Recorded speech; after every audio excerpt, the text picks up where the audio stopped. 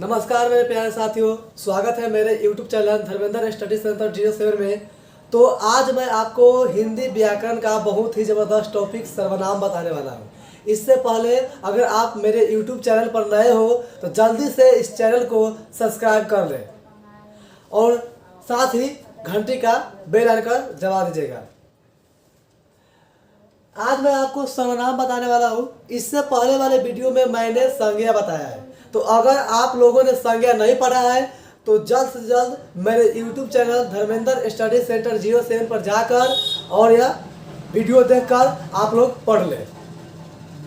देखिएगा, सबसे पहला है कि सर्वनाम किसे कहते हैं। सर्वनाम किसे कहते हैं तो संज्ञा के बदले जिन शब्दों का प्रयोग होता है, संज्ञा के बदले जिन शब्दों का प्रयोग होता है उसे सर्वनाम कहते हैं। उसे क्या कहते हैं? सर्वनाम कहते हैं। तो आप सबों ने संज्ञा पढ़ा है। संज्ञा में कोई भी व्यक्ति, वस्तु, स्थान, भाव आदि के नाम बतलाता है, उसके नाम को संज्ञा कहते हैं। लेकिन संज्ञा के बदले जो शब्द है उसे सर्वनाम कहते हैं। क्या कहते हैं? सर्वनाम कहते हैं। जैसे मैं, तुम, आप, यह, वह, हम इत्यादि। देखिए, हिंदी में टोटल जो कुल होते हैं, कुल सर्वनाम कितने होते हैं? 11 होते हैं। हिंदी में कुल 11 सर्वनाम होते हैं। जैसे मैं, आप, तुम, यह, वह, जो, सो, कोई, कुछ, कौन, क्या। हिंदी व्याकरण से बिहार बोर्ड 10th और 12th यानी 10वीं और 12वीं में यह पूछे जाते हैं कि हिंदी में कुल कितने सर्वनाम होते हैं। हिंदी में कुल कितने सर्वनाम होते हैं? तो हिंदी में टोटल 11 सर्वनाम होते हैं। देखिएगा, और लेकिन सर्वनाम के मुख्यतः 6 भेद होते हैं। सर्वनाम के मुख्यतः कितने भेद होते हैं? 6 भेद होते हैं, जिसमें से पहला होता है पुरुषवाचक सर्वनाम। इसमें से पहला क्या होता है? पुरुषवाचक सर्वनाम होता है। तो पुरुषवाचक सर्वनाम किसे कहेंगे? स्त्री तथा पुरुष के नाम के बदले जो शब्द आता है, यानी कि स्त्री और पुरुष के नाम के बदले जो शब्द आते हैं उसे पुरुषवाचक सर्वनाम कहते हैं। जैसे मैं, तुम, आप। अगर हमने एक वाक्य बोला, जैसे कि किसी को हमको पुकारना है, तो मान लीजिए कि उसका नाम जान रहे हैं तो बोलेंगे राम इधर आओ। लेकिन अगर बाय चांस उसका नाम नहीं जानेंगे तो आप कैसे उसको बुलाएंगे? हम तो उसका नाम जान नहीं रहेंगे, तो हम उसको बुलाएंगे तुम इधर आओ, तो आप इधर आइए। तो नाम के बदले जिसका प्रयोग हुआ उसे, यानी कि वो स्त्री होगी या पुरुष होगी, तो उसके बदला में जो प्रयोग हो गया, यानी कि मैं, तुम, आप, यह पुरुषवाचक सर्वनाम में जाएगा। किस सर्वनाम में जाएगा? तो पुरुषवाचक सर्वनाम में जाएगा। देखिए, पुरुषवाचक सर्वनाम के भी 3 भेद होते हैं। पुरुषवाचक सर्वनाम के कितने भेद होते हैं? 3 भेद होते हैं। सबसे पहला होता है उत्तम पुरुष। तो उत्तम पुरुष में मैं और हम आता है। दूसरा होता है मध्यम पुरुष। मध्यम पुरुष में तू, तुम, आप आता है। तीसरा है अन्य पुरुष। अन्य पुरुष में वह, वे, यह, ये और इसके बाद भी आते हैं। दूसरा है निश्चयवाचक सर्वनाम। देखिए, नाम से ही पता चलता है निश्चयवाचक सर्वनाम।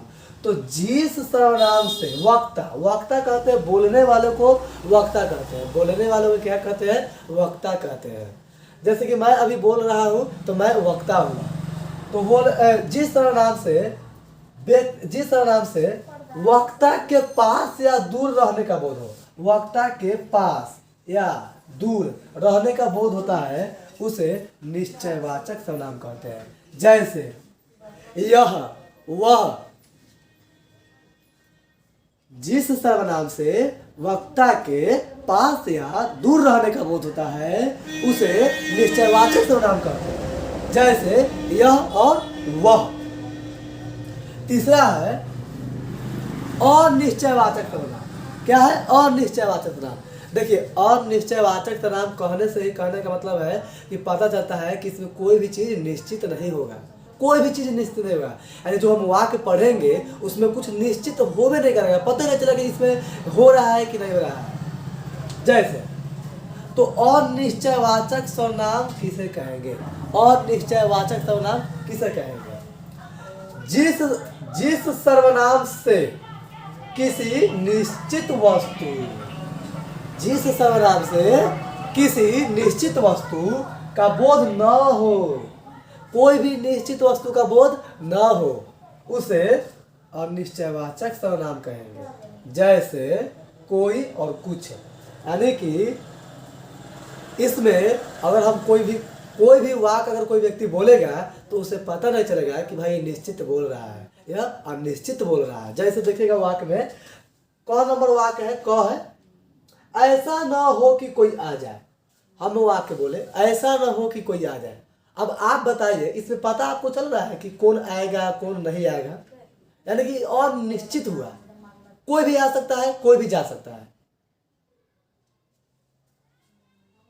तो उसके बाद है उसने कुछ नहीं खाया, उसने कुछ नहीं खाया।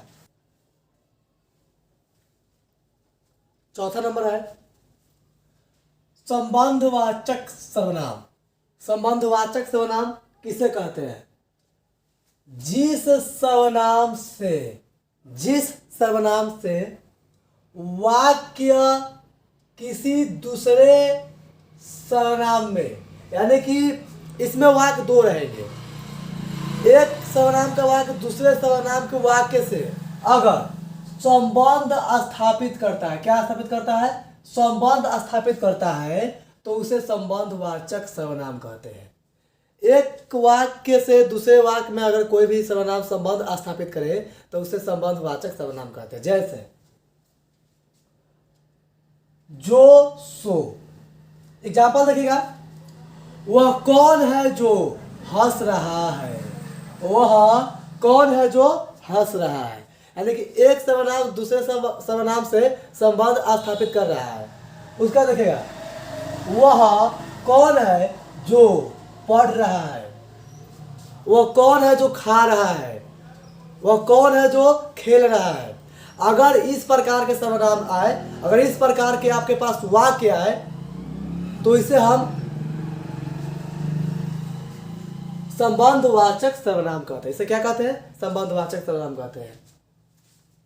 पांचवा नंबर है प्रश्नवाचक सर्वनाम। प्रश्नवाचक सर्वनाम बोलते ही प्रश्न का बोध कराता है, यानी कि जिस सर्वनाम से प्रश्न करने का बोध हो, उससे सवाल पूछने का बोध हो, उसे प्रश्नवाचक सर्वनाम कहते हैं। जैसे कौन, क्या, कुछ, कहाँ, कब, कैसे, क्यों। एग्जाम्पल देखिएगा, वह कौन यहाँ आता है? कौन यहाँ आता है? अब इसमें कोई व्यक्ति किसी से पूछ रहा है कौन यहाँ आता है, तुम क्या करते हो, तुम्हारा नाम क्या है, वह क्यों रो रही है। तो जब भी इस प्रकार के वाक्य मिले तो ये सारे वाक्य जो है प्रश्नवाचक सर्वनाम में जाते हैं। कौन सर्वनाम में जाते हैं? प्रश्नवाचक सर्वनाम में जाते हैं। वह कब बाजार जाती है? आगे देखिए, छठा नंबर है निजवाचक सर्वनाम। निजवाचक सर्वनाम किसे कहते हैं? तो ऐसा सर्वनाम जिससे निकटता का बोध हो, उसे निजवाचक सर्वनाम कहते हैं। किसे कहते हैं? निजवाचक सर्वनाम कहते हैं। जैसे आप और मैं वहीं से आए हैं, तुम और वह वही काम करते हैं, राधा और गीता यही पढ़ते हैं। तो वैसा सर्वनाम जिससे निकटता का बोध कराए, यानी नजदीकी का बोध कराए, उसे निजवाचक सर्वनाम कहते हैं। नेक्स्ट वीडियो है संधि। संधि का बहुत ही जबरदस्त ट्रिक के साथ पूरे के पूरे आपको बतलाया जाएगा। अगर वीडियो पसंद आए तो भाई लाइक, शेयर एंड सब्सक्राइब जरूर करें। आप लोग लाइक नहीं करते हो। Thank you.